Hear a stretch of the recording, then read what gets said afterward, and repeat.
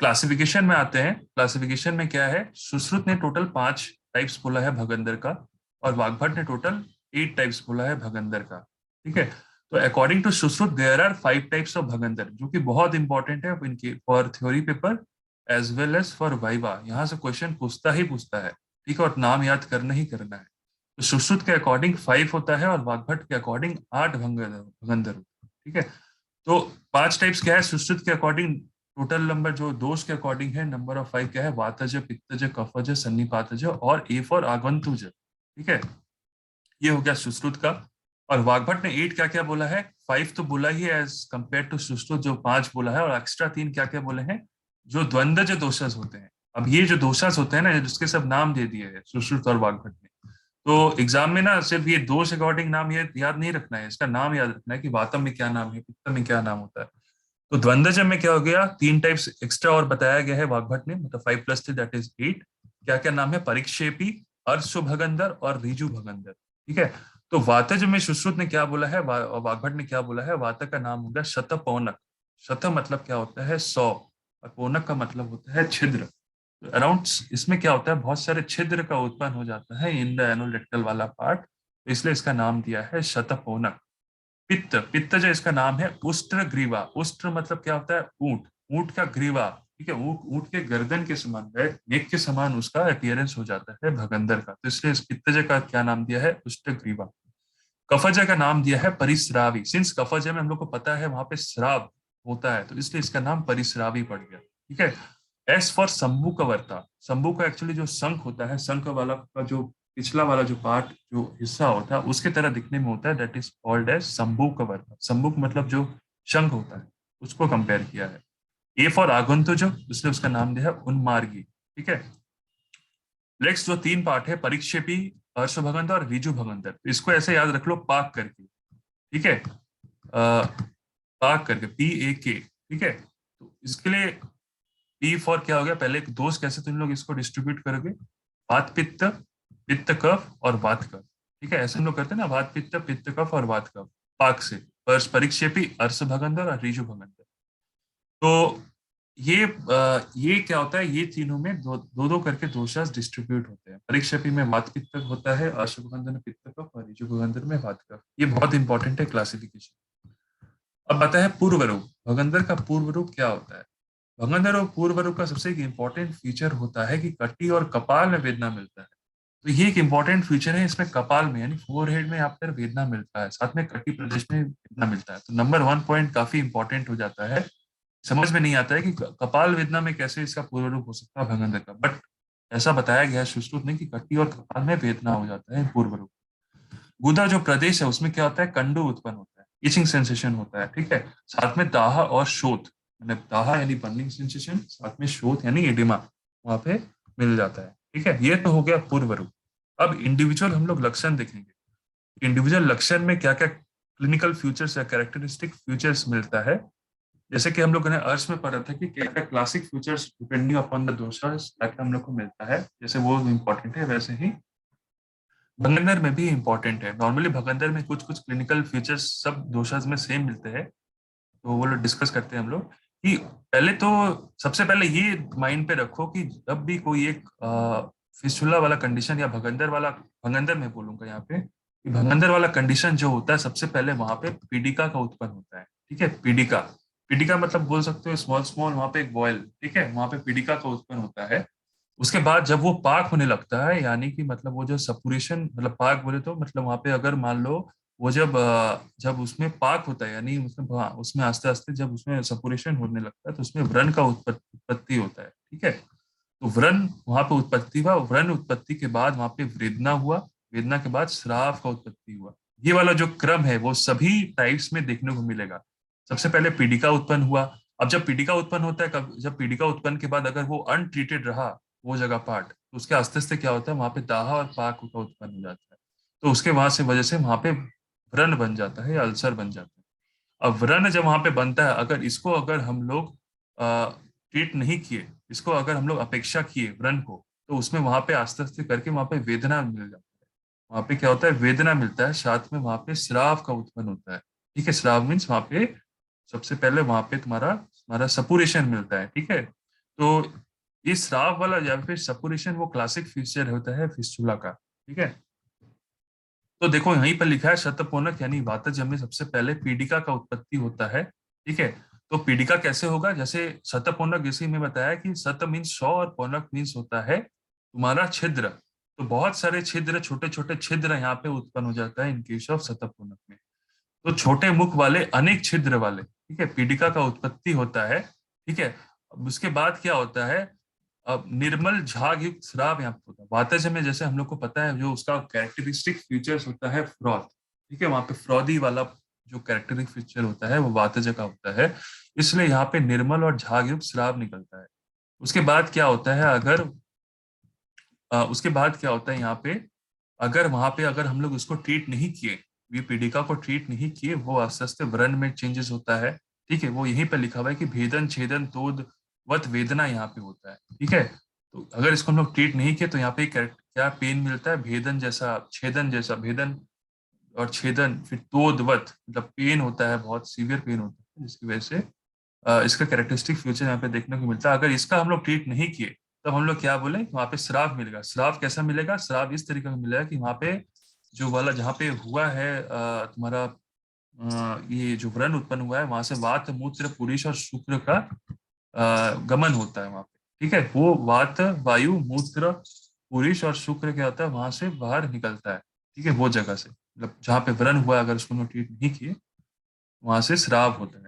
अब उष्ट ग्रीवा का क्या कैरेक्टरिस्टिक फीचर है, उष्ट ग्रीवा बोले तो कि जैसे कि उष्ट मीन्स ऊंट का ग्रीवा के समान उन्नत, ठीक है, उभार ऐसा वहां पे देखने को मिलेगा कैरेक्टरिस्टिक फीचर। साथ में वो जगह तनु होगा, रक्त वर्ण पीडिका मिलेगा। ठीक है, पित्त है इसलिए यहाँ पे कैसा पीडिका देखने को मिलेगा, रक्त युक्त वर्ण का पीडिका मिलेगा। अगर इसको इसकी अगर अपेक्षा करें या इसको हम ट्रीट ना करें, वास्तव से वहां पे देखो वर्ण का उत्पत्ति हो रहा है।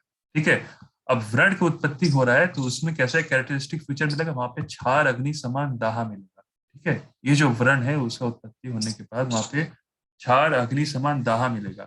अगर इसका अगर ट्रीटमेंट नहीं करे तो उसमें भी सेम वात मूत्र पुरुष शुक्र का गमन होगा। ठीक है, यही वाला लाइन फॉलो करना है कि पहले पीड़िका हुआ, फिर व्रण हुआ, फिर वेदना युक्त श्राव हुआ। तो उसके बाद होता है परिश्रावी जो कि कफज है। ठीक है, परिश्रावी में क्या होगा, जो कफज का क्लासिक फीचर्स है वो सारा फीचर्स मिलेगा। दैट इज श्वेत वर्ण स्थिर कंडी युक्त पीडिका मिलेगा। ठीक है, तो ये सारे कफ के फीचर्स है, इसलिए यहाँ पे सारे कैरेक्टर फीचर्स यहाँ पे मिलेंगे। अगर इसकी अपेक्षा करेंगे, अगर इसको हम लोग ट्रीट नहीं करेंगे पीडिका को, तो यहाँ पे क्या होगा, जो व्रण बनेगा उसका कैरेक्टरिस्टिक फीचर क्या होगा, वहां पे कंडू होगा, पिक्चुल होगा, श्राव होगा। अगर व्रण का ट्रीटमेंट हम लोग नहीं करेंगे तो वहां पे फिर से सेम वात मूत्र पुरुष और शुक्र का वहां पे श्राव दिखेगा। सन्निपातज पता ही है, ये शंभु का वार्ता जिससे हम लोग ने कंपेयर किया था वात पित्त कफ से, तो वहां पे कैसा एक कैरेक्टरिस्टिक फीचर मिलेगा, वहां पे पाद अंगुष्ठ के समान, ठीक है, पीडिका मिलेगा। पाद अंगुष्ठ मतलब जो टो है हमारा पीठ का, उसके समान एक पीडिका देखने को मिलेगा। साथ में वहां पे क्योंकि ये सन्निपातज है इसलिए यहाँ पे त्रिदोष का लक्षण मिलेगा। साथ में वहां पे व्रण का उत्पत्ति होगा, साथ में श्राप होगा अगर इसके अपेक्षा करें तो इससे यही समझ में आया कि सबसे पहले पीडिका उत्पन्न हो रहा है, व्रण का उत्पत्ति हो रहा है, फिर वेदना युक्त श्राप उत्पन्न हो रहा है। तब आते हैं उन्मार्गी में जो कि आगंतुज होता है। अब उसमें क्या होता है, उन्मार्गी बहुत एक इंपॉर्टेंट इसका क्लिनिकल फीचर्स मिलता है। जो आगंतुज होता है इसने सुश्रुत और वाग्भट दोनों ही बताया है। इसमें क्या होता है, मान लो कोई अगर पेशेंट कोई मांस आहार खाता है, जो मांस या फिर नॉन वेजिटेरियन, जो मतलब जो लोग नॉन वेजिटेरियन होते हैं, जो लोग बहुत मांस खाते हैं, ठीक है, जो लोग उसमें क्या होता है, जो लोग मांस का अस्थि खाते हैं मतलब हड्डी खाते हैं, तो कभी कभार क्या होता है कि अन्न के साथ जो हड्डी होता है वो इंटेक कर लेते हैं। ठीक है, अब वही जो अस्थि है वो क्या होता है, पुरुष के साथ मिक्स्ड हो जाता है, पुरुष के साथ मिल जाता है। तो वो मिलने के बाद क्या होता है, वो गुदस्थान में चला जाता है। ठीक है, गुदस्थान में चला जाता है और वहां पे हम लोग को पता है कि गुद वाले हिस्से में कौन से वायु काम करता है, अपान वायु काम करता है, जो कि वो अधोगति में ले जाता है। ठीक है, अधोगति यानी वो नीचे की ओर ले जाता है, अधो मार्ग की ओर ले जाता है। अपान वायु, अपान वायु ले जाता है, ले जाकर के गुदस्थान में डाल देता है। ठीक है, अब गुदस्थान में क्योंकि ये अस्थि इंटेक किया है, अस्थि की वजह से वहां पे क्या होता है, वो तिर्यक जाकर के होकर वहां पे अटक जाता है। अब ये जो अटक गया वहां पे क्या हुआ, एक कटिंग पेन हुआ गुदा भाग, जिसकी वजह से क्या हुआ, व्रण की उत्पत्ति हुआ, साथ में कोथ। कोत और क्रीमी की उत्पत्ति होता है। ठीक है, क्रीमी देखो, क्रीमी कोई भी भगंदर में नहीं आता है, बट ये क्रीमी का उत्पत्ति सिर्फ और सिर्फ आगंतु जो भगंदर में आता है, क्रीमी की उत्पत्ति। और साथ में कोत, कोत अगर कंपेयर करें तो गैंग्रीन वहां पे हो जाता है। ठीक है, वो जगह पे गैंग्रीन हो जाता है। उसके बाद व्रण का उत्पत्ति हुआ। व्रण उत्पत्ति के बाद हमने क्या सीक्वेंस पढ़ा था, वहां पे श्राव होगा, वेदना युक्त श्राव होगा। तो देखो यहाँ पे वही वेदना युक्त पात्र पुत्र पुरुष का श्राव होने। तो उन्मार्गी में सबसे पहले मांस युक्त आहार किसी ने खाया, अन्न के, जो अन्न के साथ मिल करके पुरुष में विद द हेल्प ऑफ अपान वायु अधोगति की ओर गया। जाने के बाद वो एक तिर्यक होकर वो जगह पे अटक गया, गुदस्थान पे। अटकने के बाद वो जगह क्या हुआ, वो जगह पे कट हो गया। कटने के बाद वो क्या हुआ, वहां पे व्रण का उत्पत्ति हो गया। अब व्रण के बाद उत्पत्ति होने से वो जगह कोत हो गया। कोत गैंग्रीन क्यों हो रहा है, वहां पे ब्लड सप्लाई कम हो जा रहा है, नेक्रोसिस हो जा रहा है। इस जगह क्यों हो रहा है, कृमि का भी उत्पत्ति हो जा रहा है वहां पे। साथ में उसमें क्या हो रहा है, श्राव भी देखने को मिल रहा है। तो ये तो चला गया उन्मार्गी, उन्मार्गी आगंतुजो, उसमें कृमि का उत्पत्ति ये होता है, ये इंपॉर्टेंट ध्यान रखना। उसके बाद आता है परिक्षेपी। परिक्षेपी का कैरेक्टरिस्टिक फीचर्स क्या है, वात पित्त। हमने कैसे याद किया था, पी ए परिक्षेपी, अर्श भगंदर और रिजु भगंदर। तो पी ए आर करके हमने पढ़ा था। तो इसमें कफ है और रिजु भगंदर। तो परिक्षेपी में क्या होता है, गुद भाग में दरारें पड़ जाता है। ठीक है, परिक्षेपी में। अब रिजु भगंदर क्या है, जिसमें वात कफ है, उसमें क्या होता है, एक स्ट्रेट ट्रैक्ट बन जाता है गुद भाग में। ठीक है, ट्रैक्ट क्यों बन रहा है, ट्रैक्ट कैसे याद रखो, क्योंकि इसमें कफ है इसलिए इसमें ट्रैक्ट बन जा रहा है। ठीक है, ऐसे याद रखना कि गुदा भाग में क्या हो रहा है, एक ट्रैक्ट डेवलपमेंट हो जा रहा है। किसका फीचर है, ये रिजु भगंदर का फीचर है। और गुद भाग में दरारें आ जा रहा है या टेयरिंग आ जा रहा है, वो परिक्षेपी का फीचर है। और अर्श भगंदर में क्या हो रहा है, नाम से देखो पता चल रहा है अर्श भगंदर। तो सबसे पहले इसमें अर्श की वजह से क्या होगा, भगंदर डेवलपमेंट होगा। तो इसका दोष होता है, देखो यहाँ पे लिखा हुआ है, पित्त और कफ की दृष्टि से यहाँ पे अर्श भगंदर होता है। अब अर्श के जो मूल होता है, मतलब जो उसका अर्श का जो रूट होता है, वहां पे क्या होता है, कंडू और दाह। कंडू कफ का फीचर है और दाह जो है वो पित्त का फीचर है। तो इसकी वजह से वो जो एरिया होता है वो पक्व हो जाता है। ठीक है, मतलब पक्व मतलब वो जगह पाक हो जाता है। ठीक है, जिसकी वजह से लेटर ऑन वो जगह बर्स्ट हो जाता है। ये बर्स्ट होने के बाद वो जगह श्राव होने लग जाता है। ठीक है, तो ये सब सारा क्या हमारा जो 8 टाइप्स ऑफ भगंदर था उसका क्लिनिकल फीचर। ठीक है, तो यहाँ पे किसी को डाउट है, किसी का क्लिनिकल फीचर्स नहीं समझ आया?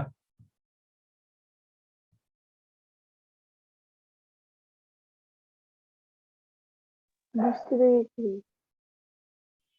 ठीक है, तो अब आते हैं साध्य और असाध्यता।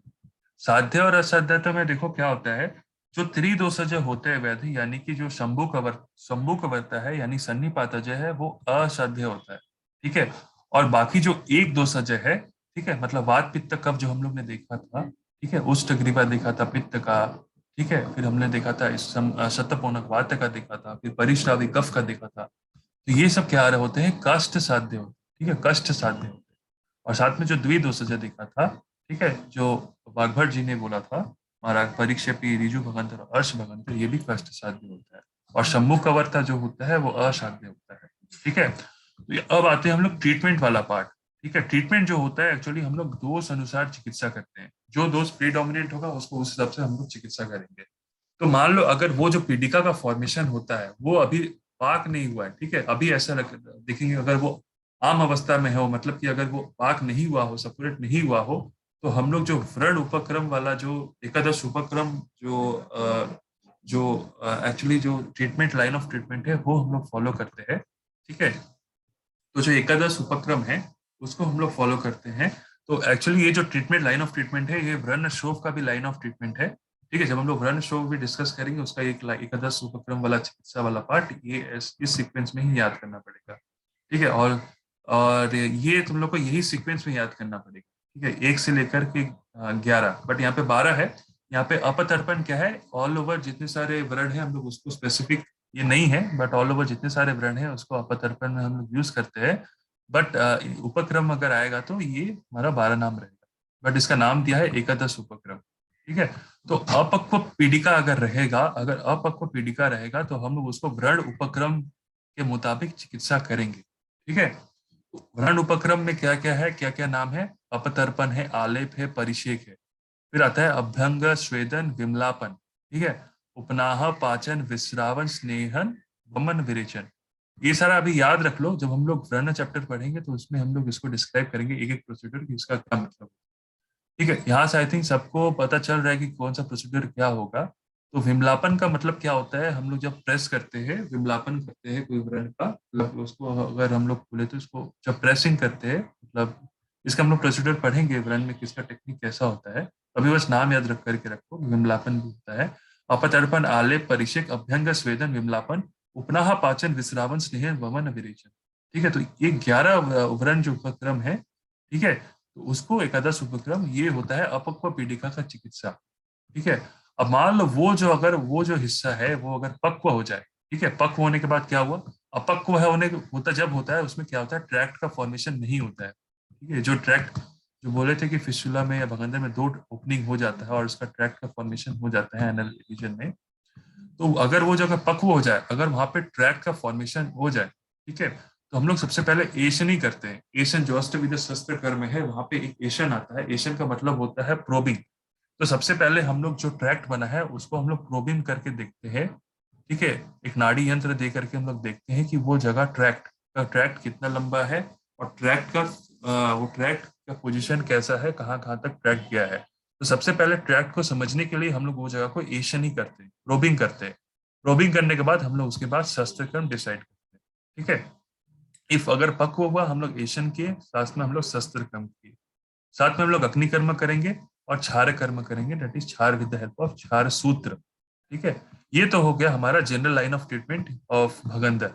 अब आता है स्पेसिफिक लाइन ऑफ ट्रीटमेंट, जो 8 टाइप्स का स्पेसिफिक लाइन ऑफ ट्रीटमेंट है वो कैसे करेंगे।